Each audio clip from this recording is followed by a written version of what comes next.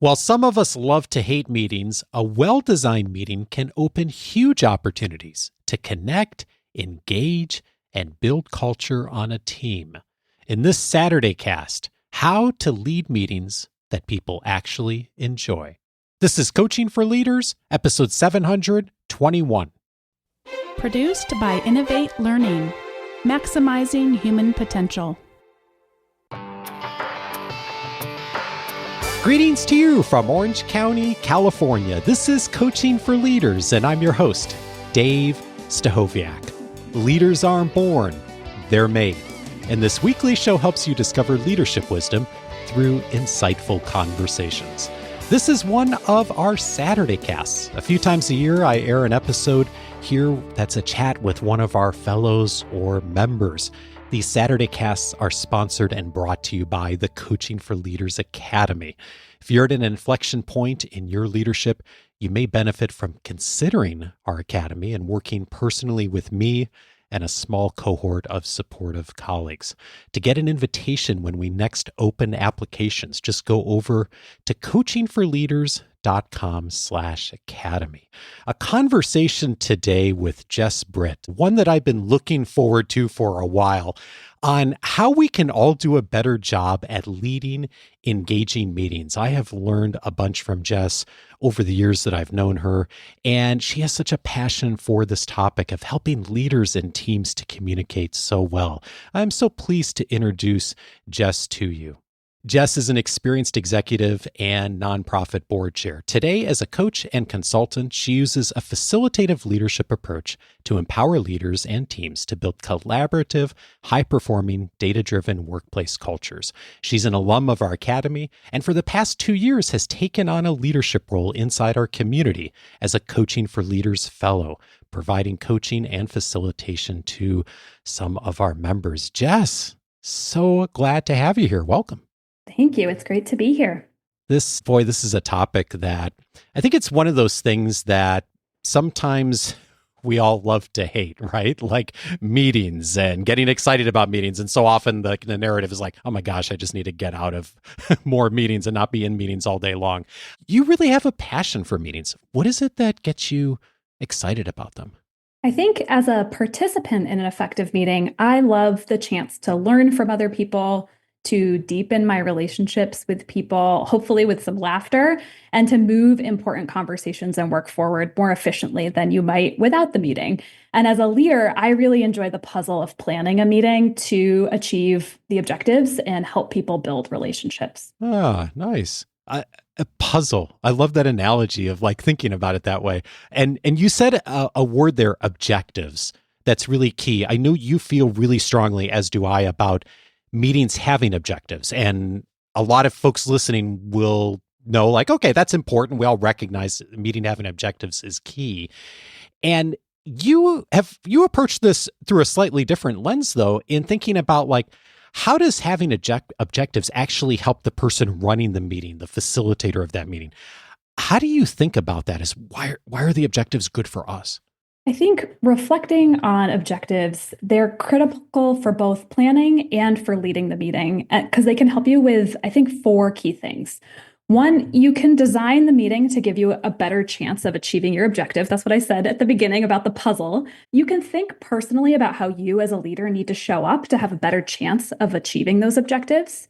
You can set yourself up for less frustration and disappointment by really thinking, hey, is this objective realistic? And then potentially kind of backing off if it isn't. And then most importantly, for being a good facilitator, you can be prepared to pivot in the moment. And a practice I've really developed in the last couple of years is setting both public objectives, which are those that I share with the agenda, and personal objectives or objectives that I don't share with the attendees. And I think that has also been just a helpful part of setting objectives in a way that sets me up for success leading meetings, and I think sets others up for success too. Ah, interesting. What informs an objective that maybe is one you share explicitly with people versus something that is something you're just holding for yourself?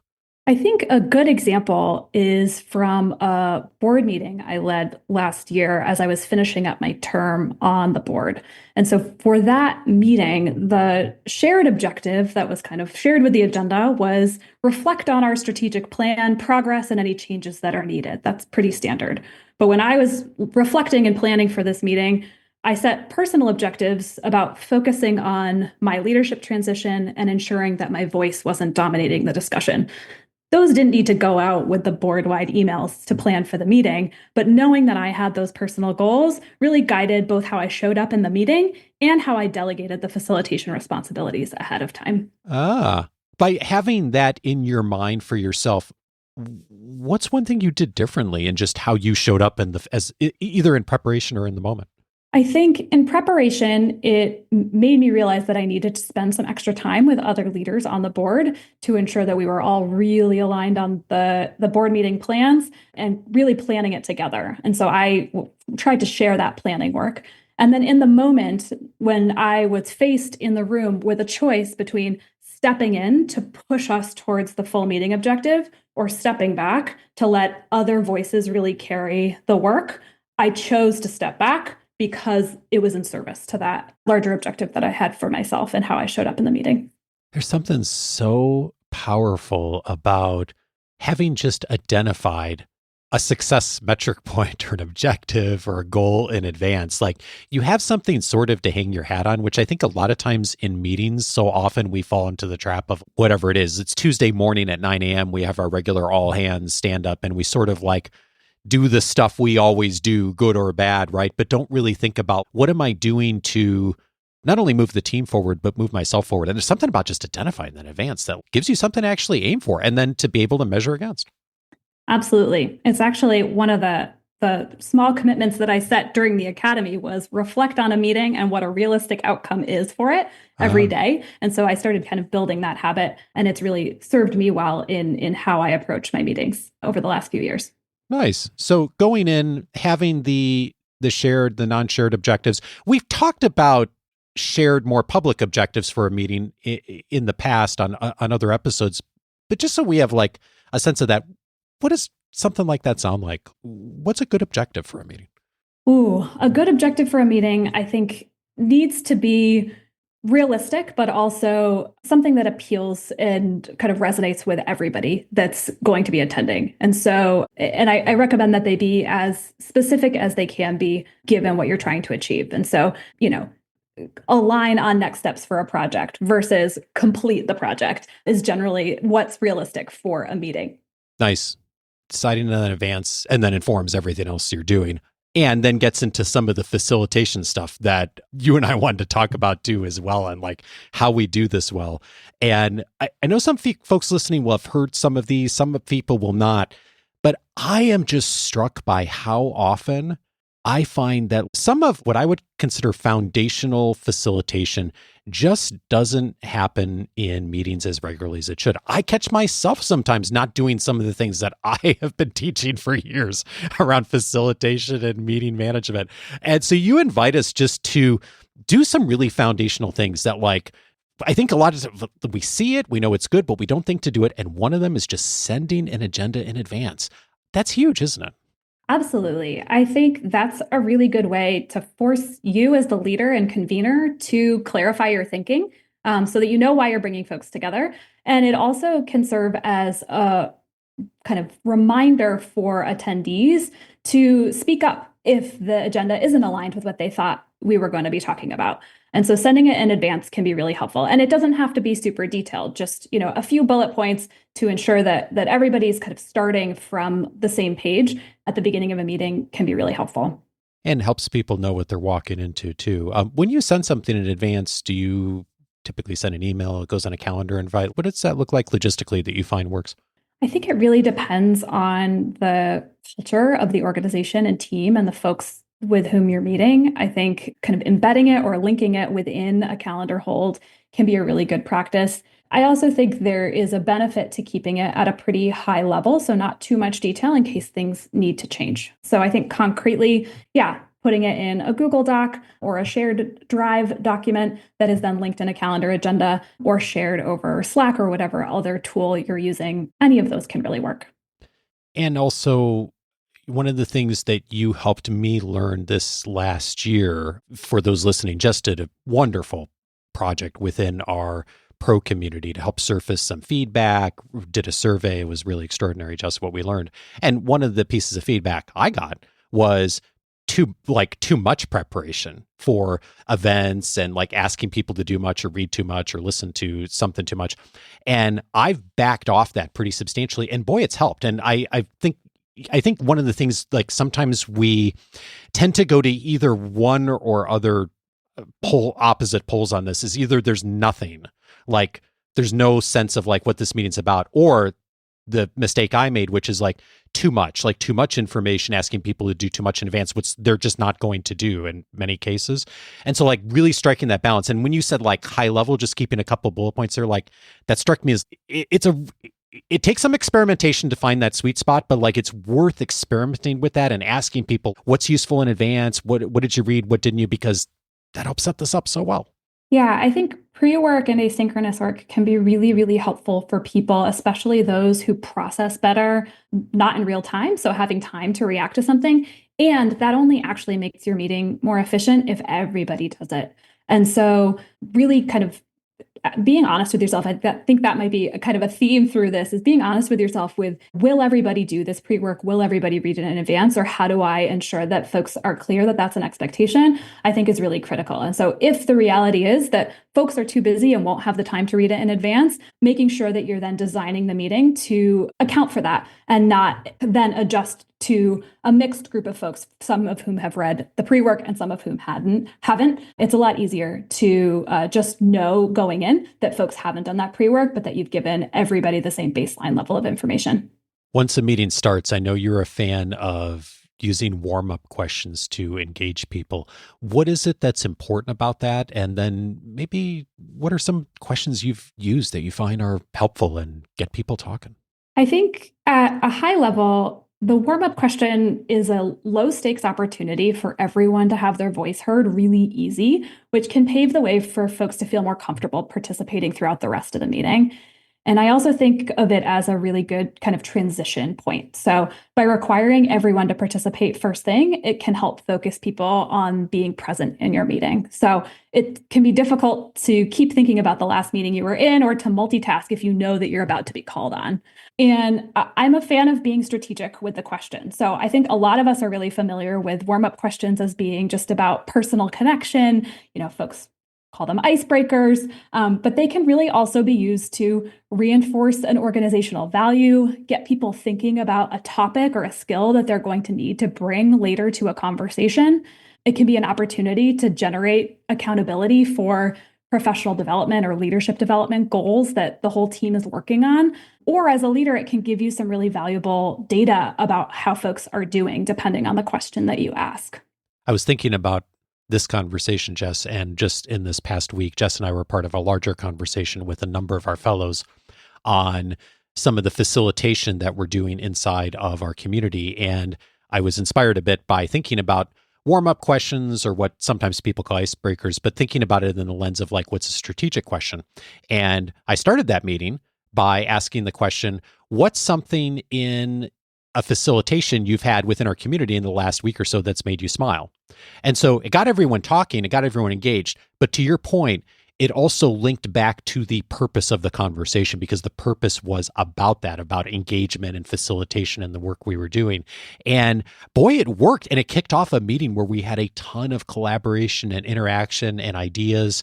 And I think that's like a really nice nudge. Like oftentimes we just think about throwing in an icebreaker question. It's all good, but to take the next step of really think of like, well, what's the question that actually would sort of relate to some things we're going to talk about, and think about that at a bigger picture, a higher level.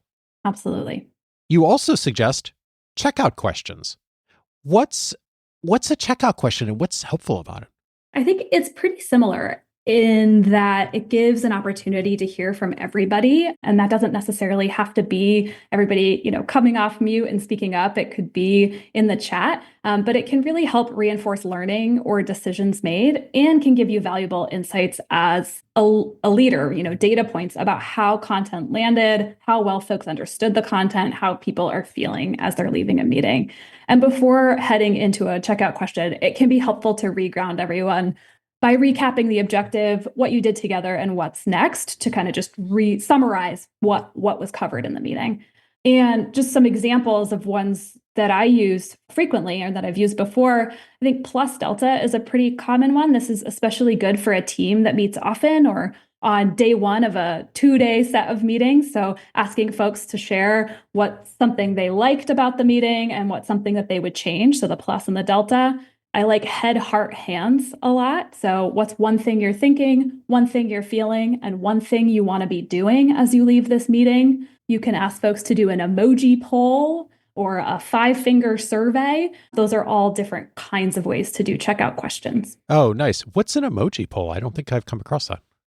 An emoji poll, you can do it in a couple ways. One is very free flowing, this is especially good if you're on Zoom or another virtual platform, but saying everybody put in the chat an emoji that shows how you're feeling right now as you're leaving. And people can get really creative. Or you can pick a couple in advance and say, if you're feeling really clear on this, put a sun in. If you're not feeling so clear, put a thumbs down. I'm making this up on the fly, but you can kind of think in advance about how you want to collect that information. Oh, interesting. And I'm curious, like when the flood of emojis comes in that case, or the fingers where I've seen that before of like, give a quick rating to the meeting. Let's say someone, has a rating that's like really not good, or they put in the like head explosion emoji or something like that's clearly an indicator something didn't work. How do you decide, and do you decide in the moment, okay, do I call attention to this? Do I follow up? Like, how do you think about that? Ooh, it's a great question. And with so much of this, it depends. I think it depends on the culture. It depends if you're right at the top of the hour or if you still have a couple minutes left to close out, because I'm a big fan of being very respectful of people's times and reflecting meeting end times. Yeah. And it depends on the person who put that in or how many folks did, right? If it's just one person, maybe that person's particularly quiet and you only have 1 minute left before folks are supposed to go to their next meeting, I probably wouldn't call it out in the moment, but would follow up with that person one-on-one directly to say, hey, I noticed this, want to share a little bit more. If, for example, you get 5 people who put the head explosion emoji in, I think it's totally fine to say, hey, I see a lot of this. And again, if you still have some time, say anyone who put that in want to share what was going on for you. I think that's a good way to address it in the moment. Again, if you're running up on time, you can say, hey, I'm going to look at all of these and then we'll revisit where we ended here when we come together next. I love the tactic, and the broader principle here is like, however you do it, whether it's verbally, an emoji, a little poll, a checkout question, like doing something that's some indicator of how did this go? What are people walking away with? And then it gives you the choice to do something. And like you said, Jess, maybe you do it in the moment. Depending on the situation, maybe it's a conversation afterward. Maybe it's the opening question for the next meeting, right? But there's some sort of like, we didn't just get in the conversation and say whatever was said, and then we're just dropping it and we never revisit this again. It shows a sense of learning and growth and also community and engagement with this. Absolutely. On facilitation, one of the other things I know that you think about a bunch is enforcing norms. How do you think about norms, and when either in establishing the norms or when someone's like veering from one of the norms in a conversation, a meeting, like how do you handle that as a facilitator? It's a great question. And I think norms are most easily enforced when 2 things are true. When the group has co-generated the norms and had the opportunity to contribute to the norms that we're all using in the meeting. And so that can be done the first time a group meets. And, depending on how short on time you are, you could come in and say, hey, here are 5 that I have. What else do we want to add to this list? Or, you could start from scratch depending on the culture and the time that you have. And then I think it's important, even if those are norms that everybody's committed to, say it's a weekly team meeting, referencing them frequently, at the top of the meeting as a reminder, these are objectives, this is our agenda, and our team norms are in place. And again, sometimes you might read them all out, sometimes you might not. It really depends on the context. But I think kind of regrounding every time you're in a meeting that these norms are the norms is a really helpful kind of first step to being able to then enforce them later. And then in the moment, I think you can do it with good humor a lot of the time. So saying, hey, as a reminder, one of our norms is take space, make space. I would love to hear from some folks who haven't shared much before we hear from folks who've already spoken.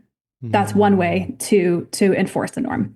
So you're coming back to a larger principle that's already been established. You may reference that in the moment, maybe use a little humor, and then you use that to nudge the conversation forward in a way that aligns with those norms and comes back to what everyone already agreed with.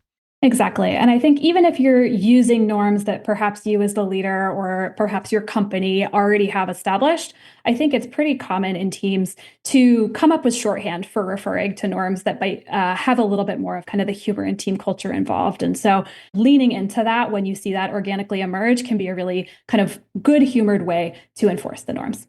So many of these things, like doing one or two of these things, can actually go a long way. And you have some more advanced things to think about, especially if maybe the things that we've already talked about are things like you've been doing, you've utilized, you've started with a warm-up question or a closing question.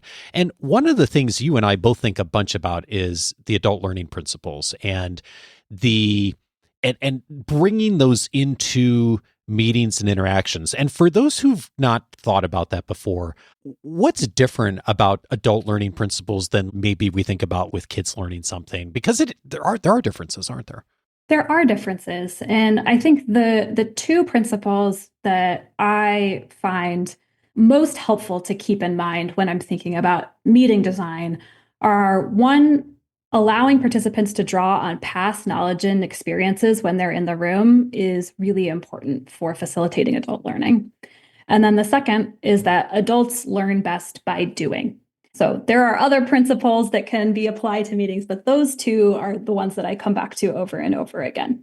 And the research has reinforced that for many years, that like those areas are really key. The hard part is how to bring that into a meeting conversation. Like when you think about drawing on past experiences, learning by doing, how do you bring that in? I think, again, you shared a great example of designing a warm-up question to tee up the conversation. I think the warm-up question can be a really good place to start for drawing on past knowledge and experience. And so, for example, I was chairing a board meeting a few years ago with some tense topics that we needed to discuss. And our director, the executive director, was only a couple months into her role. And so the warm-up question I asked the board was, think about a time you had to share your work with someone before you were ready. What went well and what made that difficult? And then I gave them time to think about it, reflect, and then we had a full group discussion about that. And when board members had to share about their past experiences with that type of a situation, it forged personal connection among board members. And it also put us into an empathetic and solution-oriented mindset that was really helpful later on in the meeting and brought folks into just a more productive space as we were solving challenges. Yeah, so you're using a combination there of a warm-up question and drawing on the past experience in order to set a tone. And again, to the point of the conversation that day, set the tone for empathy, for collaboration, for listening. That's really powerful. It's a really powerful way to start. And it starts with just thinking this through, like asking a single question. When you think about the learning by doing, oftentimes we get in a meeting, we think, okay, I'm sitting here and I'm listening, maybe I'm contributing, but oftentimes we don't think about doing. We're not doing anything. A lot of times it feels like sitting in a meeting, listening to something for 45 minutes or an hour. How do you think about that? And how do you invite people to get into the doing mindset? Yeah, I think there's a few different ways. I think role playing can be a really powerful tool. Think, pair, share is a common approach I know used in teaching, also used in facilitation that I bring into a lot of meetings, and happy to share an example of what that looks like. And then even sticky notes and gallery walks. I think a lot of folks have been in a meeting or a workshop where there've been kind of posters all over the walls and you're writing on sticky notes. Part of that is kind of walking around and being more active and doing. And so that can be an approach to bring into your meeting. whether it's physical paper or virtual version of that, those could all be helpful ways to learn by doing in the room. Yeah, nice. And I've heard that term think, pair, share, but I'm guessing a lot of folks haven't. What does it mean? And then how do you actually do it? Yeah, so it's a three-step process. So asking a question and giving folks the opportunity to think on their own first, and then pair. So either kind of turn to the person next to you or go into a breakout room if you're online and talk about the question together. And then the share is come back to the big group and share some of what you talked about. And so that could be, I want to hear what everybody said, but it really oftentimes it's more about share how that experience was for you in the room. What did you learn from your partner? And so it's a way to kind of vary the way that somebody's engaging with answering a question. You said two words a few moments ago that I'd like to come back to because they, I think, are fearful for a lot of folks, and that's the two words role play. And I happened to work for an organization early in my career that had the expectation that a lot of role play happened, and I learned how valuable it was. But I think it's kind of scary for a lot of folks, and it's also one of those things like it feels weird because you're sort of like acting, and it can be so valuable, and yet I think it's hard for a team who's never done that or a group of people together to nudge into that. When you think about doing role plays or just getting people started with developing some comfort on that, what do you find helps? Oh, it's a great question. So following on that example that I just was sharing about the FAQs practice, role play then became something we scaffolded onto it later. So once we had all kind of developed those questions and answers, we had experience building and drafting new answers to questions. When we didn't have a new one to draft, we would use that time in our agenda to call on someone and ask them a question, and they would practice the answer. And yes, that can be intimidating. That sounds intimidating. Ways to make it less intimidating. I think the best one is to put people in smaller groups to start to really kind of build that comfort. I also think kind of giving folks clear norms around feedback and what it means to give kind of productive feedback after a role play is an important piece of kind of norm setting that may take some time to build up to, but can go a long way to making folks feel more comfortable in a role play situation. I know there's a bunch that we could say. What's one norm that you found that's often helpful, like when inviting someone to figure out how to give feedback after role play that you find often lands? Ooh, I think ensuring that it's balanced and that it's not just focused on things that someone could have done better, but is leading with strengths is something that I learned just about feedback in general earlier in my career and something that stays with me now that I think is a good practice. Oh, nice. It's interesting. You said that. I was thinking it was something I learned as a Carnegie instructor too, of like 2 or 3 things that someone did well, and then just one thing for improvement. Like even if you maybe noticed 7 or 8, you just focus on one because like people can't hear that much, and that's a really useful place to start for people. Absolutely. One more thing that I wanted to ask you about.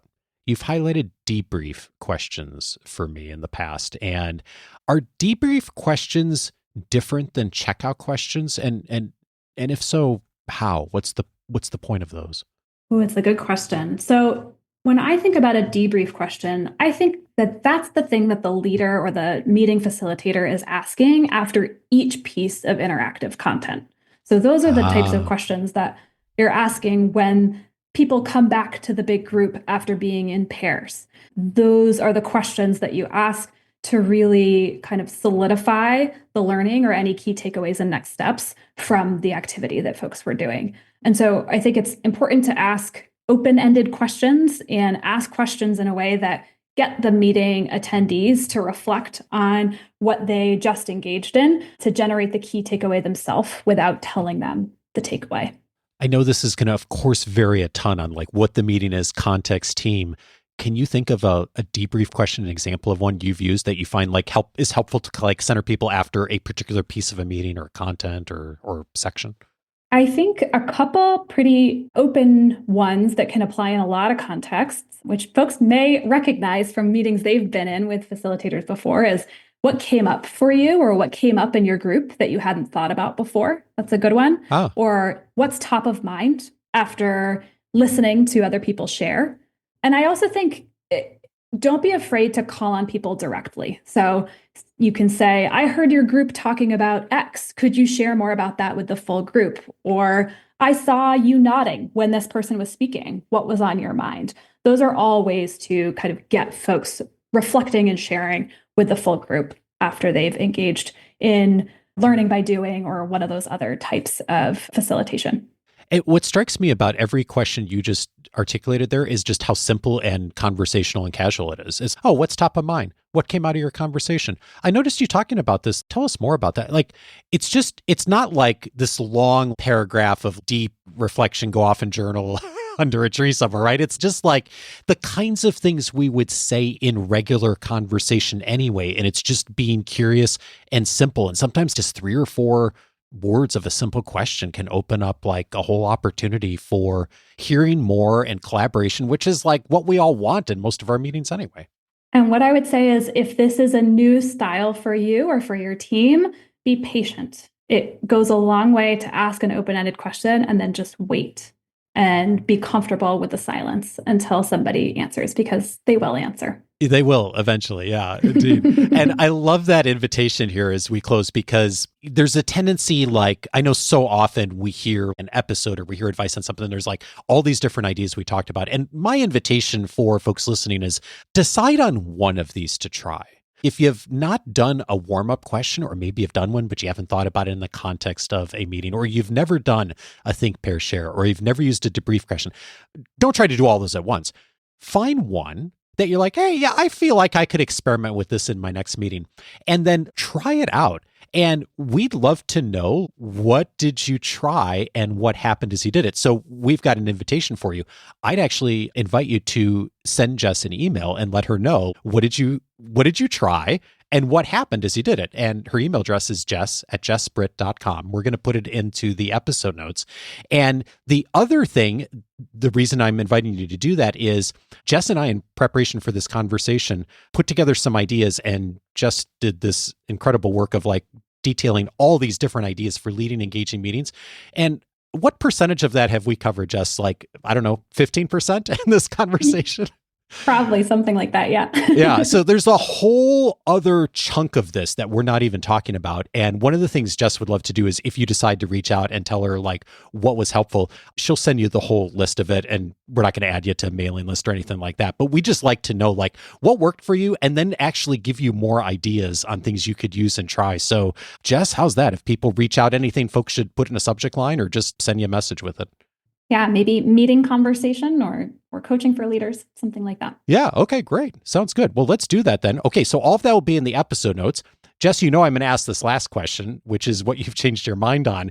You've been doing this a lot over the years as a manager, as an executive.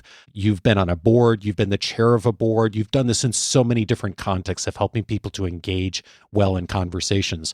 In the last year or two, as you've been doing this even more as a coach and a consultant now, what, if anything, have you changed your mind on? Yeah, it's a great question. And first, I just want to say thank you to everyone who taught me these skills over the course of my career. This is not stuff that I made up myself.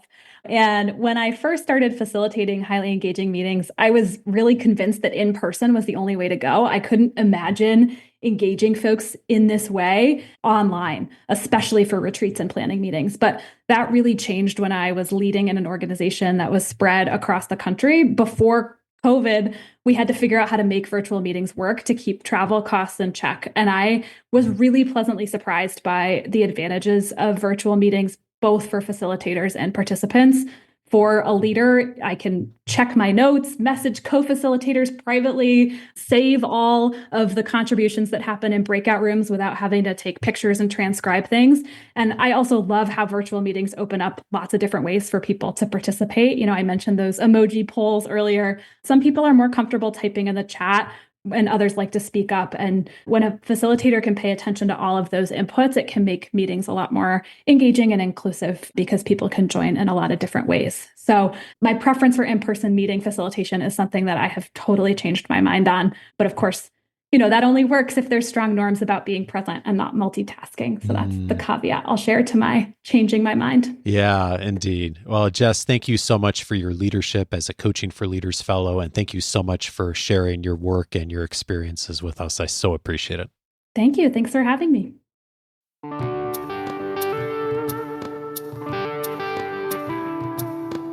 If Jess's words were helpful to you, 3 other episodes I'd recommend. One of them is episode 358, How to Lead Meetings That Get Results. Mimi Canfor-Stewart was my guest on that episode, host of the Modern Manager podcast. Mimi and I talked about purpose behind meetings and who do you invite and how do you keep people informed. So many great compliments to this conversation. I think it fits in so well with so many of the things that Jess mentioned about objectives at the start of this conversation. Again, episode 358 for that.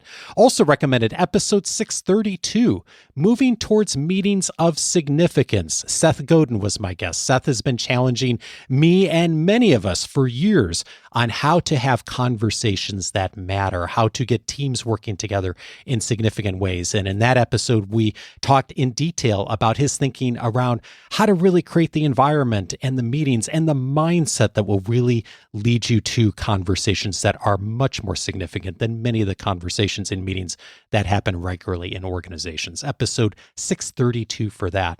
And then finally, I'd recommend episode 691, Bringing Your Strengths to a Big Job. General C.Q. Brown Jr. was my guest on that episode, chairman of the Joint Chiefs of Staff here in the United States. We talked about the reality that he faces almost every day as our nation's top-ranking military officer and needing to engage people in conversations and meetings, sometimes folks who are very junior to him, and being able to make it comfortable so people talk and engage in conversations so he knows what's happening. He talked in that conversation about how does he think about that? What's his mindset? And then what are the tactics and actions he takes in leading those conversations so that he hears truth? Episode 691 for that. All of those episodes you can find on the coachingforleaders.com website. You can get access to everything, not only on the public apps, but also to search by topic just by setting up your free membership at coachingforleaders.com. You know, a part of leading well is about handling inflection points effectively. Whether that inflection point is a promotion, a different organization, a new team, a big initiative, those are the inflection points of our careers, and they almost always bring a big challenge. What worked yesterday doesn't work today. That's why Marshall Goldsmith's best-selling book is called What Got You Here Won't Get You There. When he was most recently on the podcast, he made the point that the higher you go, the more your problems are behavioral.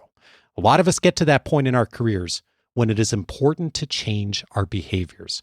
The Coaching for Leaders Academy provides both the community and the structure to accelerate your movement on the behaviors that are most critical right now. And that is our biggest goal, movement. If you're ready to get moving with me and a small cohort of 5 to 6 other leaders working together, I invite you to join our invitation list for when our Academy applications next open. To do so, go over to coachingforleaders.com/academy, and I'll make sure you get an invitation when we next open our applications. Coaching for Leaders is edited by Andrew Kroger. Production support is provided by Sierra Priest. I will be back on Monday with Rebecca Homkes, and we are going to be talking about where to start when your organization is in survival mode. Join me for that conversation with Rebecca. Have a great weekend, and see you on Monday.